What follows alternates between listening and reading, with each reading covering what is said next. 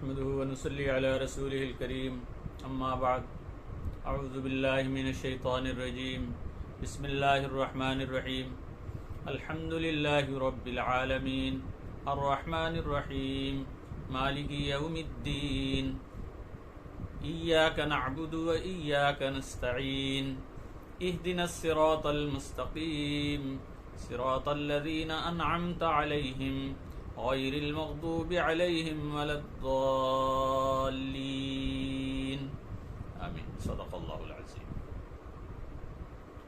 میرے محترم سامعین و ناظرین، السلام علیکم ورحمۃ اللہ وبرکاتہ۔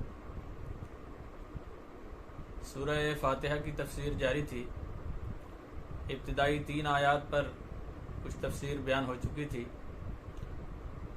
آج ایاک نعبد و ایاک نستعین کے سلسلے میں ایاک نعبد کا معنی ہے کہ ہم آپ ہی کی عبادت اور بندگی کرتے ہیں، یعنی اے اللہ ہم صرف آپ کی ہی عبادت کرتے ہیں، آپ کی عبادت میں کسی دوسرے کو شریک نہیں کرتے۔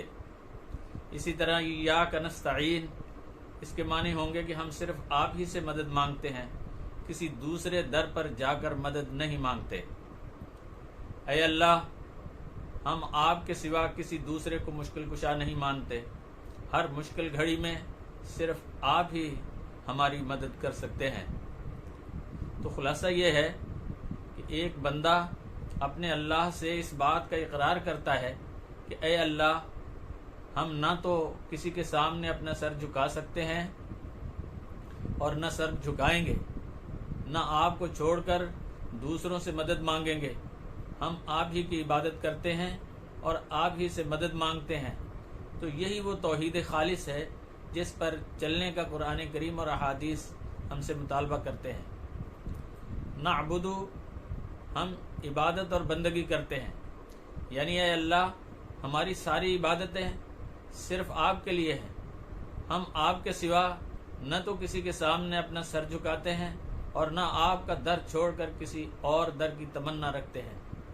حضرت عبداللہ ابن عباس رضی اللہ تعالیٰ عنہما نے فرمایا کہ نعبد کا مطلب یہ ہے کہ نعبدک ولا نعبد غیرک، یعنی ہم آپ کی عبادت کرتے ہیں اور ہم آپ کی عبادت میں کسی دوسرے کو شریک نہیں کرتے۔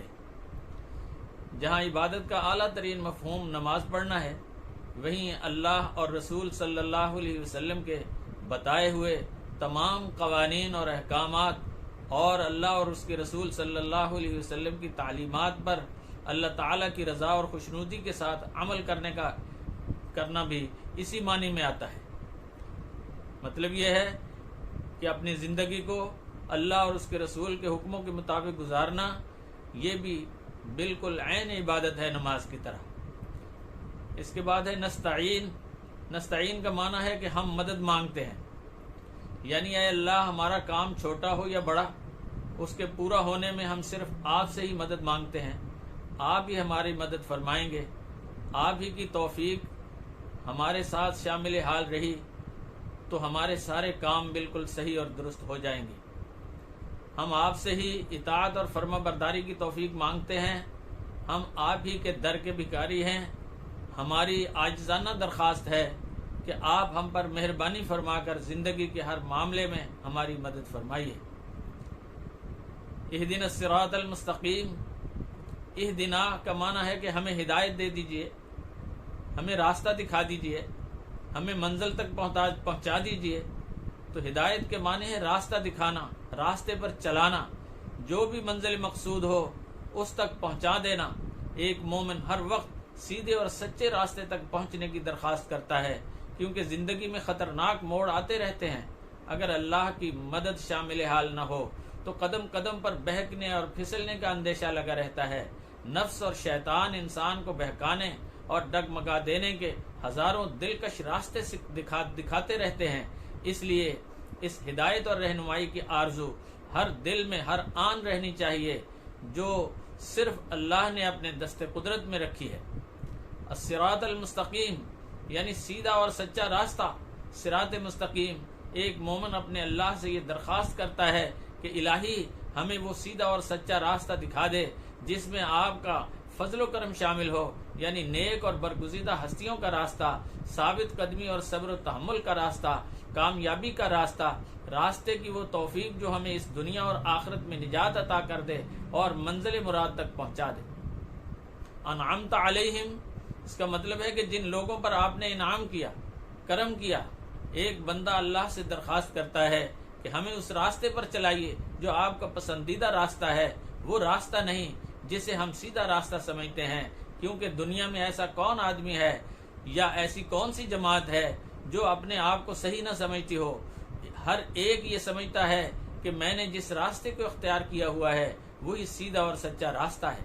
تو اللہ تعالیٰ نے فرمایا کہ یہ کہو کہ الہی ان لوگوں کے راستے کی طرف ہماری رہنمائی فرمائیے جو آپ کے حکم کے مطابق چلے تو وہ کامیاب ہو گئے اور آپ کے کرم کے مستحق بن گئے۔ اور وہ کون لوگ ہیں؟ تو سورہ نساء میں فرمایا گیا ہے کہ وہ لوگ جو اللہ اور اس کے رسول کی اطاعت کرتے ہیں، اور وہ جو قیامت میں ان لوگوں کے ساتھ ہوں گے جن پر اللہ نے انعام اور کرم کیا، یعنی انبیاء کرام، صدیقین، شہداء اور صالحین، جن کی رفاقت بھی سب سے بہترین رفاقت اور ساتھ ہے۔ غیر المغضوب علیہم، نہ ان لوگوں کا راستہ جن پر غضب کیا گیا، یعنی اے اللہ ہمیں ان لوگوں کے راستے پر تو چلائیے جو آپ کے برگزیدہ نیک اور عظیم بندے ہیں، لیکن ان لوگوں کے راستے پر نہ چلائیے جو چلتے چلتے آپ کے غصے اور غضب کا شکار ہو گئے۔ ولضالین، اور نہ ان لوگوں کا راستہ دکھائیے جو راستے سے بھٹک جانے والے تھے، جنہوں نے آپ کی اطاعت اور فرما برداری سے منہ موڑ لیا تھا، جو راستے پر چلتے چلتے بھٹک گئے تھے۔ مغضوب اور ضالین کون لوگ ہیں؟ اس کی وضاحت کے لیے حضرت عدی ابن حاتم رضی اللہ تعالیٰ عنہ سے روایت ہے کہ رسول اللہ صلی اللہ علیہ وسلم نے ارشاد فرمایا کہ جن لوگوں پر اللہ کا غضب نازل ہوا اس سے مراد یہودی ہیں، اور جو لوگ راستے سے بھٹکنے والے لوگ ہیں وہ نصارہ یعنی عیسائی ہیں۔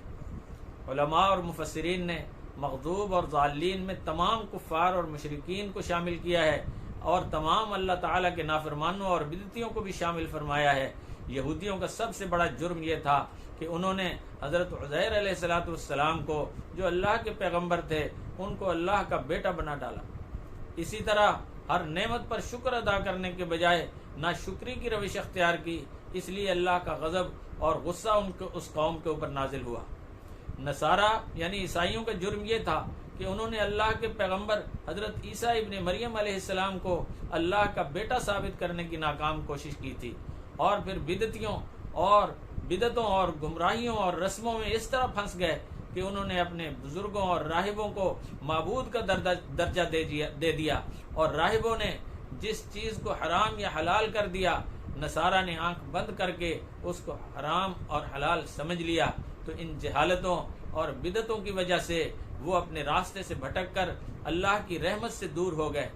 تو سورہ فاتحہ کا خلاصہ یہ ہوا کہ اللہ رب العالمین کی حمد و ثنا کر کے جب ایک بندے نے اس بات کا اقرار کر لیا کہ الہی میں عبادت بھی آپ ہی کی کروں گا اور آپ ہی سے ہر طرح کی مدد مانگوں گا، پھر اس بندے نے اللہ کی بارگاہ میں یہ درخواست بھی پیش کر دی کہ الہی ہمیں وہ سیدھا سچا راستہ دکھا دے جس پر آپ کے نیک اور برگزیدہ بندے چلے تو آپ کے انعام اور کرم کے مستحق بن گئے، لیکن اے اللہ ہمیں ان لوگوں کے راستے سے بچا لیجئے جو یا تو آپ کے غضب کا شکار ہو گئے یا وہ گمراہی کے راستے پر چل پڑے اور بھٹک کر اپنی منزل سے دور نکل گئے۔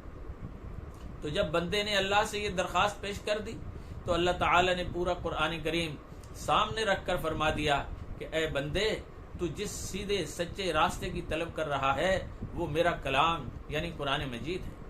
راستہ ہم نے تمہیں دکھا دیا ہے، اس راستے کو پوری طرح سمجھانے کے لیے ہم نے اپنے محبوب نبی علیہ الصلاۃ والسلام کو بھی بھیج دیا ہے جو اس کلام کی ایک ایک بات کی وضاحت فرمائیں گے۔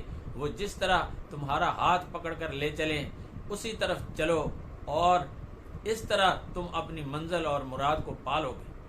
حضرت محمد الرسول اللہ صلی اللہ علیہ وسلم اللہ کے آخری نبی اور آخری رسول ہیں، تم ان کے دامن اطاعت اور محبت سے وابستہ ہو جاؤ، کبھی راستے سے نہ بھٹکو گے اور تم اللہ کی رحمتوں کے مستحق بن جاؤ گے۔ آخر میں آمین۔